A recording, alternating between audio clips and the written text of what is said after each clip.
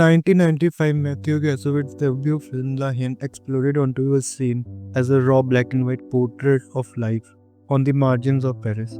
It was described as a Molotov cocktail in French cinema, a hard-hitting drama that exposes the cracks in an unequal France. Kassovitz was just 27 when La Haine premiered at Cannes, winning Best Director for its explosively new style.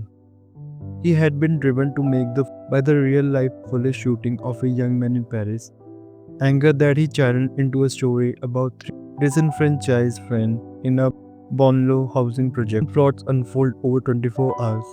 After a violent police riot, we met Vince, hot-headed Jewish youth, Hubert, a black boxing champion, and Saeed, an Arab comic. When their friend Abdul lies in a coma, Vince steals a cop's pistol and vows revenge. The simple question, will we survive, hangs in the air. A key signature of La Haine is its stylized black and white cinematography. Clear aims of camera often uses an ultra-wide lens to draw up the three heroes against the grim concrete of the Bonlo. Then switches to tight close-up in the wide open space of Paris. Later on, the film even features a recurring motif of a ticking clock, adding an urgent, almost metaphoric countdown to their fateful days. So it's insisted La Haine was not simply against the police, but a broader film about respect, showing both youth and authority in the harsh Parisian context. Yet the film does not shy away from depicting police brutality. In a notorious scene, two officers violently harass Hubert and Said, a moment cited as a chilling example of the real-life slip-up that inspired Kassovitz. Even amid its tension, La Haine blends dark humor and culture style. The film famously opens on a resident DJ blasting sound of the police from his bedroom as a remote-mounted camera pulled back over the entire city.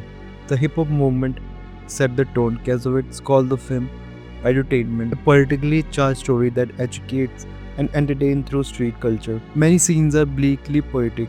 On a rooftop, Hubert tells the famous skyscraper story, a man falling floor by floor, reassuring himself, so far, so good. That line repeated in French becomes the film's iconic refrain, underscoring how their grim situation could suddenly collapse. The movie begins with this dark joke about free fall and ends with a society on the brink. All three actors use their real first names and were newcomers, needing authenticity. Hubert Conley later noted that the mix of background actually gave La Haine its power.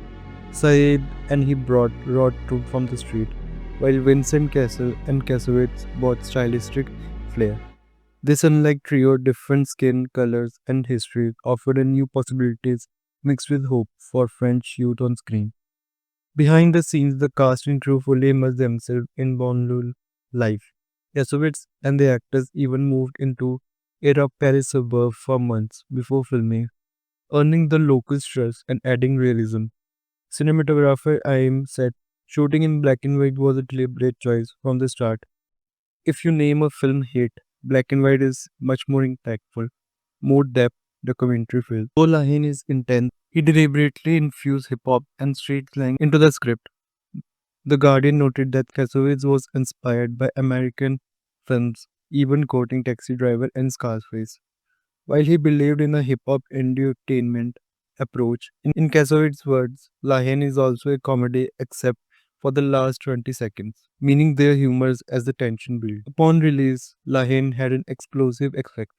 It was the French Bonlieu movie to capture widespread attention, effectively inventing a new genre between neglected immigrants communities and mainstream France. In fact, when riot broke out in a suburb just days after La Haine premiered, some blamed the film, but commentators argued the social condition, not art, were to blame.